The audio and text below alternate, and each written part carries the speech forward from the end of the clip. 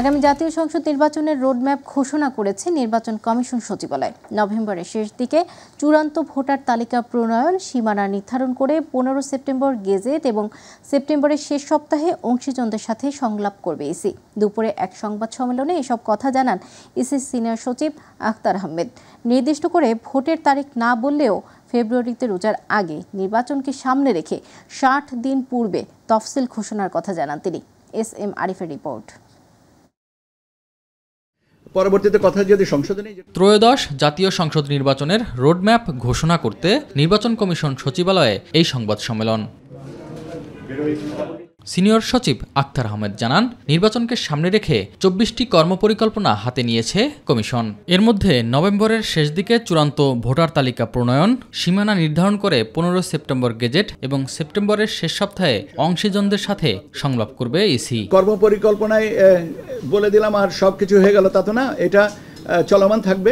এর সাথে সংযোজন হবে, বিয়োজন হবে না, কারণ নতুন নতুন পরিস্থিতিতে নতুন নতুন কাজ আসে এবং কাজগুলো এর সাথে আমরা সম্পূরক কাজ হিসেবে এরকে ব্যাখ্যা করে নেব। সেপ্টেম্বরের মধ্যে রাজনৈতিক দলের নিবন্ধন চূড়ান্ত করবে ইসি। একই সময়ের মধ্যে নির্বাচনের আইনবিধি প্রণয়ন, নভেম্বরে প্রবাসীদের জন্য এবং ভোটের 2 সপ্তাহ আগে কারাবন্দীদের কাছে ব্যালট পেপার পাঠানো হবে বলে জানান তিনি। আমরা চেষ্টা করছি যে ভোট গ্রহণের তারিখের 60 দিন আগে আমরা তফসিল ঘোষণা করব। প্রধান উপদেষ্টার দপ্তর থেকে বলা হয়েছে যে আগামী রমজানের আগে ভোটের ব্যবস্থা করতে। এখন আগামী রমজান আমার যদি ভুল না হয়ে থাকে তাহলে 17 বা 18 ফেব্রুয়ারি বা 19 তারিখে এরকম দিকে হবে। কাজে ওইভাবে আপনি হিসাব করে নিতে পারেন। আমাদেরও হিসাবটা 17 কি 18, আবার রমজানের সাথে তো চাঁদ দেখার ব্যাপার আছে। নির্বাচন সামনে রেখে এআই সহ বিভিন্ন চ্যালেঞ্জ রয়েছে কমিশনের সামনে। সংশ্লিষ্টদের নিয়ে মোকাবিলার প্রত্যাশা আখতার আহমেদের। সংশ্লিষ্ট যে সংস্থাগুলো আছে তাদের সহযোগিতা নিয়ে আমরা এটাকে অ্যাড্রেস করব। একটা জিনিস বলা ভালো যে আমরা কি আমাদের সব কিছুই সামাল দিতে পারবো? চেষ্টা করব যাতে সব কিছুটাই সামাল দেওয়া যায়, কিন্তু এই সামাল দেওয়ার ক্ষেত্রে কিন্তু আপনাদেরও একটা যথেষ্ট বড় ভূমিকা আছে। কাজে আপনারা আমাদেরকে সহযোগিতা করেন, নিশ্চয়ই আমরা আমাদের অভিষ্ট লক্ষ্যে পৌঁছাতে পারবো। এস.এম. আরিফ, মাই টিভি, ঢাকা। 3 দফা দাবি আদায় না হওয়া পর্যন্ত সারা দেশের প্রকৌশল বিশ্ববিদ্যালয়গুলোতে শাটডাউন কর্মসূচি চালিয়ে যাওয়ার ঘোষণা দিয়েছেন শিক্ষার্থীরা। এদিকে বিএসসি ও ডিপ্লোমা ডিগ্রিধারী প্রকৌশলীদের আন্দোলনকে সরকার গুরুত্ব সহকারে নিয়েছে বলে জানিয়েছেন বিদ্যুৎ, জ্বালানি ও খনিজ সম্পদ উপদেষ্টা ফজলুল কবির খান। বিকেলে সচিবালয়ে এক বৈঠক শেষে উপদেষ্টা জানান, প্রকৌশলী শিক্ষার্থীদের দাবির যৌক্তিকতা নিরীক্ষায় 14 সদস্যের ওয়ার্কিং কমিটি গঠন করেছে সরকার। শিক্ষার্থীদের শাটডাউন কর্মসূচি প্রত্যাহারেরও আহ্বান জানান তিনি। আরও জানাচ্ছেন রাকিব হাসান। বিকেলে সচিবালয়ে অনুষ্ঠিত হয় প্রকৌশলী পেশায় বিএসসি ও ডিপ্লোমা ডিগ্রিধারীদের পেশাগত দাবিসমূহের যৌক্তিকতা পরীক্ষা নিরীক্ষা পূর্বক সুপারিশ প্রণয়নের নিমিত্তে গঠিত কমিটির প্রথম সভা। সভা শেষে কমিটির সভাপতি জ্বালানি উপদেষ্টা মোহাম্মদ ফজলুল কবির খান বলেন, প্রকৌশলী শিক্ষার্থীদের আন্দোলনের পর বিষয়টি গুরুত্ব সহকারে নিয়েছে সরকার। এদের অভিভাবক, ডিপ্লোমা ইঞ্জিনিয়ারদের অভিভাবক যারা এবং বিএসসি ইঞ্জিনিয়ারদের অভিভাবক যারা, ইউনিভার্সিটির ভাইস চ্যান্সেলর ফর এক্সাম্পল, তারপরে ওই যে টেকনিক্যাল এডুকেশন বোর্ডের চেয়ারম্যান ফর এক্সাম্পল, তো এরকম যাদের কথা ওনারা শোনেন তাদের সঙ্গে আমরা মিট করব। আরেকটা হচ্ছে যে প্র্যাকটিক্যাল লেভেলে কি হচ্ছে, কেন এই সমস্যাটা হচ্ছে, এটাকে বোঝার জন্য আমরা ইঞ্জিনিয়ারিং ক্ষেত্রে যারা রিক্রুটমেন্ট করেন, সবচেয়ে বেশি এমপ্লয় করেন, যেমন পিডব্লিউডি, তারপরে হচ্ছে যে এলজিইডি, পাওয়ার ডেভেলপমেন্ট বোর্ড, এদের সংস্থাপকদের সঙ্গে আমরা বলবো। আন্দোলনরত শিক্ষার্থীদের শাটডাউন কর্মসূচি প্রত্যাহারের আহ্বান জানিয়ে ফজলুল কবির খান বলেন, নিরপেক্ষতার সাথে কারো পক্ষপাতিত্ব না করে এ সমস্যার একটা ন্যায্য সমাধানের চেষ্টা করা হবে। একদিকে 3 দফা দাবি আছে, আর একদিকে 7 দফা দাবি আছে। তো আমরা তো প্রথমে শুনতে হবে, বুঝতে হবে, এটা প্রস এন্ড কনস তো জানতে হবে। আমরা তো এখন বলতে পারবো না যে একটা ঘোষণা দিতে পারি না যে আমি 3 দফা মেনে নিলাম কিংবা 7 দফা মেনে নিলাম কিংবা এখান থেকে 2 দফা মানলাম, এখান থেকে 1 দফা। আমরা তো আগে তো শুনতে হবে, জানতে হবে, বুঝতে হবে, তারপরেই তো করতে হবে।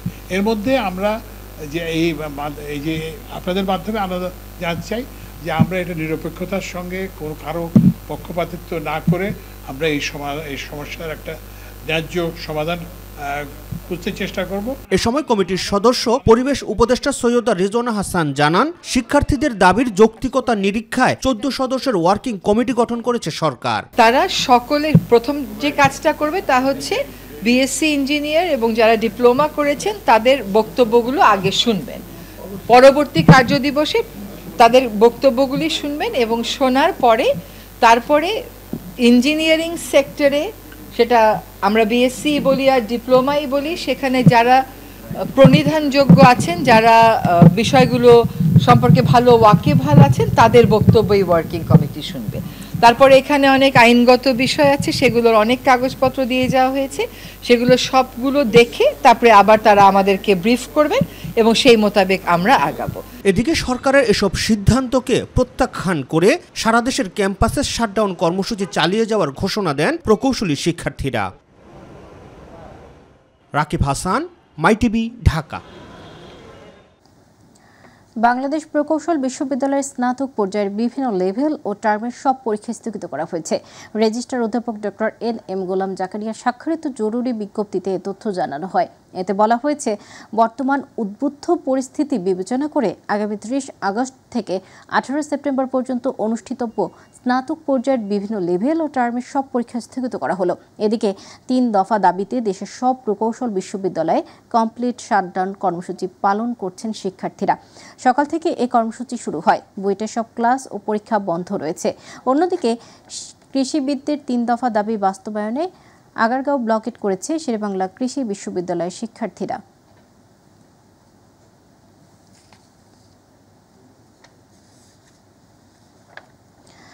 ফ্যাসিবাদের পতনের পর তরুণ প্রজন্মের মনোজগতে যে পরিবর্তন এসেছে তা অনুধাবন করতে না পারলে ভবিষ্যৎ অনিশ্চিত বলে মন্তব্য করেছেন বিএনপির স্থায়ী কমিটির সদস্য আমির খসরু মাহমুদ চৌধুরী। অপর স্থায়ী কমিটির সদস্য হাফিজ উদ্দিন আহমেদ বলেছেন, নির্বাচিত সরকার ক্ষমতায় না থাকায় সংবিধান সংশোধনের কোনো সুযোগ নেই। রাজধানীতে আলাদা অনুষ্ঠানে তারা এসব কথা বলেন। ইউসুফ আলী রিপোর্ট। চতুর্থ জাতীয় শিশু ও যুব সমাবেশ উপলক্ষে রাজধানীর একটি হোটেলে এ অনুষ্ঠানের আয়োজন। অনুষ্ঠানে বিএনপির স্থায়ী কমিটির সদস্য আমির খসরু মাহমুদ চৌধুরী বলেন, যে লক্ষ্য নিয়ে আওয়ামী লীগ সরকারের পতন ঘটানো হয়েছে তা বাস্তবায়ন না হলে জনগণের সমর্থন পাওয়া কষ্টসাধ্য হবে। একজন ফ্যাসিস্ট ডিক্টেটর পালিয়ে যাওয়ার পরে বাংলাদেশের সকলের মনোজগতে একটা বড় পরিবর্তন হয়েছে না? বিশাল পরিবর্তন হয়েছে এবং এই মনোজগতের পরিবর্তনের সাথে সাথে প্রত্যাশা জেগেছে, অনেক বড় প্রত্যাশা, অনেক বড় আকাঙ্ক্ষা জেগেছে। আমি পলিটিশিয়ানদেরই বলি, যদি এই প্রত্যাশা যে মনোজগতের যে পরিবর্তন হয়েছে, যে সমস্ত রাজনীতিবিদ, যে সমস্ত রাজনৈতিক দল এই মনোজগতের পরিবর্তন বুঝতে পারবে না, এই প্রত্যাশা আকাঙ্ক্ষা বুঝতে পারবে না, তাদের কোনো ভবিষ্যৎ নেই।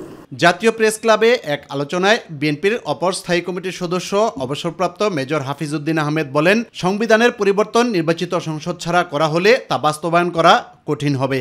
সারা পৃথিবীতে সংবিধান প্রণয়ন করে নির্বাচিত প্রতিনিধিরা, বাংলাদেশেও এটি হয়ে এসেছে, আগামী দিনেও ইনশাআল্লাহ সেটি হবে। কোনো অনির্বাচিত ব্যক্তি দ্বারা সংবিধান সংশোধন হতে পারে না। আমরা একটি সুষ্ঠু নির্বাচন চাই। অন্তর্বর্তীকালীন সরকারের অধীনে আশা করি সুষ্ঠু নির্বাচন পাব এবং সেখানে নির্বাচিত প্রতিনিধিরাই ঠিক করবে বাংলাদেশের সংবিধান কেমন হবে। ইউসুফ আলী, মাইটিভি, ঢাকা। আওয়ামী লীগের সাবেক মন্ত্রী আব্দুল লতিফ সিদ্দিকীকে হেফাজতে নিয়েছে পুলিশ। সেই সাথে দলটির বেশ কয়েকজন নেতাকর্মীকে অবরুদ্ধ করে রাখে উত্তেজিত জনতা। দুপুরে ঢাকা রিপোর্টার্স ইউনিটি DRU থেকে তাকে হেফাজতে নেওয়া হয়। এর আগে DRUতে মঞ্চ 71 নামে একটি সংগঠনের ব্যানারে আয়োজিত অনুষ্ঠানে সেখানে যান তিনি। পরে আব্দুল লতিফ সিদ্দিকী সহ আওয়ামী লীগের নেতাকর্মীদের অবরুদ্ধ করে সাধারণ জনগণ। এ সময় অনাকাঙ্ক্ষিত পরিস্থিতি এড়াতে লতিফ সিদ্দিকীকে হেফাজতে নেয় আইন শৃঙ্খলা বাহিনী।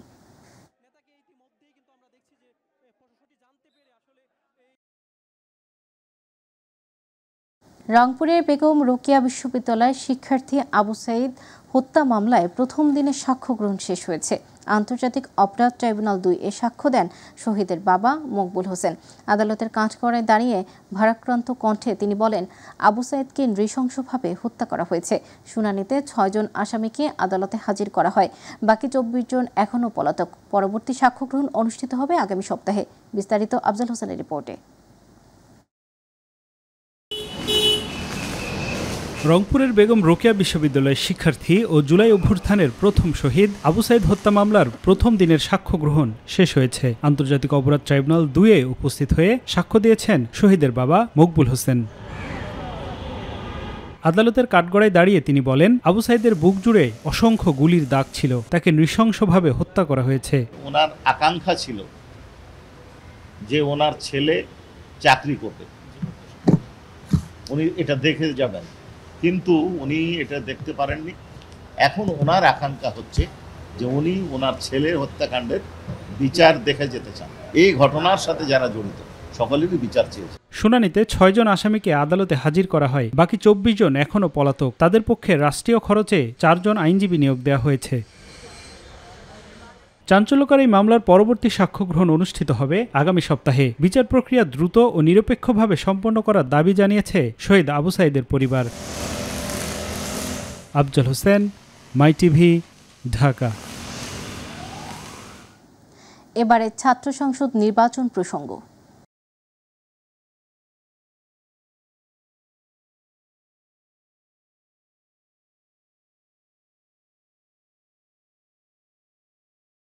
ঢাকা বিশ্ববিদ্যালয় কেন্দ্রীয় ছাত্র সংসদ ডাকসু ও হল সংসদ নির্বাচনের প্রার্থীদের প্রচারণায় ক্যাম্পাসে উৎসব মুখর পরিবেশ বিরাজ করছে।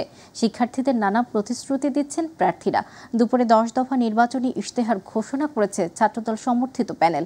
পরে বটতলা থেকে শুরু হয় ছাত্রদলের তৃতীয় দিনের আনুষ্ঠানিক প্রচারণা। এদিকে এক প্রার্থীর বিরুদ্ধে নির্বাচনী বিধি ভঙ্গের অভিযোগ তুলেছেন ছাত্র শিবির সমর্থিত জিএস প্রার্থী ফরহাদ। বিস্তারিত শিমুল খানের রিপোর্টে।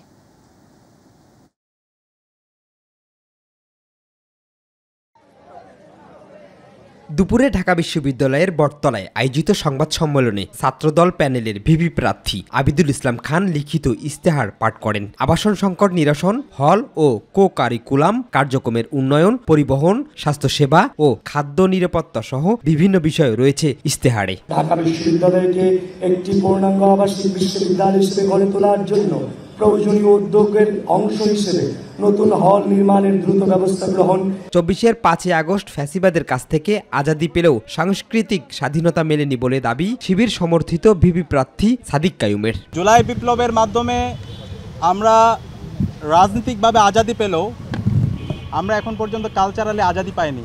বাঙালি জাতীয়তাবাদ নামে আমাদের উপর ব্রাহ্মণ্যবাদী যে সংস্কৃতি, কলকাতা যে সংস্কৃতি চাপিয়ে দেওয়া হয়েছে এবং সেই সংস্কৃতির মাধ্যমে ইসলামের যে সিম্বলগুলো আছে সেগুলোকে কর্নার করা হয়েছে। এদিকে প্রশাসন পক্ষপাতিত্বমূলক আচরণ করছে বলে দাবি ছাত্রদলের জিএস প্রার্থীর। আমাদের এখানে লেভেল প্লেইং ফিল্ড নেই বললেই চলে, কারণ বিশ্ববিদ্যালয়ের সকল প্রার্থী যে যার মতন করে আপনার লেভেল প্লেইং ফিল্ড নষ্ট করার তোড়জোড় চালাচ্ছে, যে যার মতন প্রচারণা করছে। বিশ্ববিদ্যালয় প্রশাসনকে বারবার আমরা আহ্বান জানাচ্ছি, কিন্তু কোনো ধরনের রেসপন্স পাচ্ছি না। পিছিয়ে নেই স্বতন্ত্র প্রার্থীরাও, তারাও বার্তা দিচ্ছেন পরিবর্তনের। নেতা হিসেবে নয়, তাদের মধ্যে থেকে আমি একজন প্রতিনিধি হয়ে শিক্ষার্থীদের প্রত্যেকটা যৌক্তিক দাবি আদায় আমি তাদের জন্য কাজ করতে চাই। গণরুম, গেস্টরুম কালচার থেকে বেরিয়ে এসে শিক্ষার্থী বান্ধব ক্যাম্পাস করতে বদ্ধপরিকর শিক্ষার্থী ও প্রার্থীরা।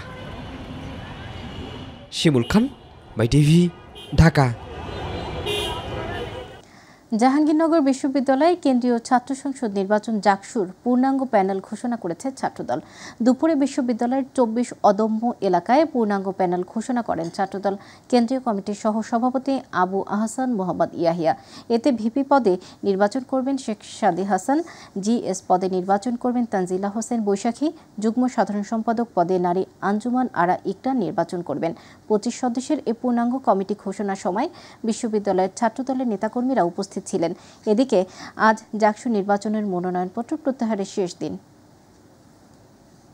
৩০ বছর পরে জাহাঙ্গীরনগর বিশ্ববিদ্যালয় কেন্দ্রীয় শিক্ষার্থী সংসদ জাকসুর আয়োজন করেছে কর্তৃপক্ষ। তফসিল ঘোষণাকে আমরা উষ্ণ অভ্যর্থনা দিয়ে গ্রহণ করেছিলাম এবং তারই ধারাবাহিকতায় আজকে জাতীয়তাবাদী ছাত্রদল তাদের মনোনীত প্যানেল ঘোষণা করেছে। জাতীয়তাবাদী ছাত্রদল অতীতেও ছাত্রদের সাথে ছিল, সাধারণ ছাত্রদের নিয়ে কাজ করছে, ভবিষ্যতেও সাধারণ ছাত্রছাত্রীদের নিয়ে কাজ করবে। আমার প্রিয় সংগঠন আমাকে যোগ্য মনে করেছে, সেক্ষেত্রে আমি অবশ্যই খুশি এবং তার চেয়ে বেশি খুশি যে আমার মধ্যে সবসময় যে শিক্ষার্থীদের জন্য কাজ করার একটা আগ্রহ ছিল, এখন সে সুযোগটা আমি পাচ্ছি এবং আমি আশাবাদী যে আমি শিক্ষার্থীদেরকে আমার পাশে পাবো। আমরা যেহেতু জাকসুর ক্যান্ডিডেট, আমরা নির্বাচিত হলে অবশ্যই আমাদের ফার্স্ট প্রায়োরিটি হবে, আমাদের অনলি প্রায়োরিটি হবে শিক্ষার্থীদের পাশে থাকা। রাজশাহী বিশ্ববিদ্যালয় কেন্দ্রীয় ছাত্র সংসদ রাকসু হল ছাত্র সংসদ ও সিনেটে ছাত্র প্রতিনিধি নির্বাচনের তফসিল চতুর্থবারের মতো পুনর্বিন্যস্ত করা হয়েছে। বুধবার রাকসুর প্রধান নির্বাচন কমিশনার অধ্যাপক এফ নজরুল ইসলাম স্বাক্ষরিত এক বিজ্ঞপ্তিতে বিষয়টি জানানো হয়। এতে হিন্দু সনাতন ধর্মাবলম্বীদের মহাষষ্ঠীর বিষয়টি বিবেচনা করে আগামী 28 সেপ্টেম্বরের পরিবর্তে 25 সেপ্টেম্বর রাকসু নির্বাচন অনুষ্ঠানের সর্বসম্মতি সিদ্ধান্ত গ্রহণ করা হয়। পুনর্বিন্যস্ত তফসিল অনুযায়ী মনোনয়নপত্র বিতরণ 24 আগস্ট থেকে 31 আগস্ট, মনোনয়নপত্র দাখিল 1 সেপ্টেম্বর থেকে 4 সেপ্টেম্বর, মনোনয়নপত্র বাছাই 6 ও 7 সেপ্টেম্বর, প্রার্থীদের প্রাথমিক তালিকা প্রকাশ 9 সেপ্টেম্বর, প্রাথমিক তালিকা সম্পর্কে প্রার্থীদের আপত্তি গ্রহণ ও নিষ্পত্তি 9 সেপ্টেম্বর, মনোনয়নপত্র প্রত্যাহার 10 সেপ্টেম্বর, প্রার্থীদের চূড়ান্ত তালিকা প্রকাশ 11 সেপ্টেম্বর এবং একাডেমিক ভবনে ভোট গ্রহণ ও ফলাফল প্রকাশ করা হবে 25 সেপ্টেম্বর। ডোপ টেস্টের বিষয়টা অনেক ব্যাপক, এখানে এতগুলো বিষয় জড়িত আছে যে যদি আপনি সমস্ত ক্রাইটেরিয়া নিতে যান তাহলে এখানে একটা সময়েরও ব্যাপার, হিউজ পরিমাণ অর্থেরও বিষয়। আমরা মোটা দাগে যে বিষয়গুলো আমাদের জন্য প্রয়োজনীয় মনে করেছি, আমরা সেই বিষয়গুলোকে অ্যাড্রেস করে আমরা ডোপ টেস্ট। নির্বাচন কমিশন ইসি ঘোষিত ত্রয়োদশ জাতীয় সংসদ নির্বাচনের রোডম্যাপকে স্বাগত জানিয়েছে বিএনপি। দলটির মহাসচিব মির্জা ফখরুল ইসলাম আলমগীর এক টেলিফোন বার্তায় বলেন, দেশের সমস্যা সমাধানে নির্বাচন ছাড়া কোনো উপায় নেই। যারা নির্বাচন বয়কট কিংবা বাধা দেওয়ার চেষ্টা করবে তারা নিশ্চিহ্ন হয়ে যাবে। যারা নির্বাচনে বাধা দেয় কিংবা বর্জনের সিদ্ধান্ত নিচ্ছেন তাদের উদ্দেশ্যে বিএনপি মহাসচিব বলেন, যারা হঠকারী সিদ্ধান্ত নেবে তারা নিজেরাই ক্ষতিগ্রস্ত হবে। তিনি আশা প্রকাশ করে বলেন, এবারের নির্বাচন হবে অবাধ ও সুষ্ঠু। আমরা আশাবাদী হচ্ছে যে আপনি রোড ম্যাপ থেকে বোঝা যায় যে তারা ফেব্রুয়ারিতে নির্বাচন করার জন্য প্রস্তুতি গ্রহণ করছে। মূল কথা হচ্ছে যে আমরা উই আর হ্যাপি।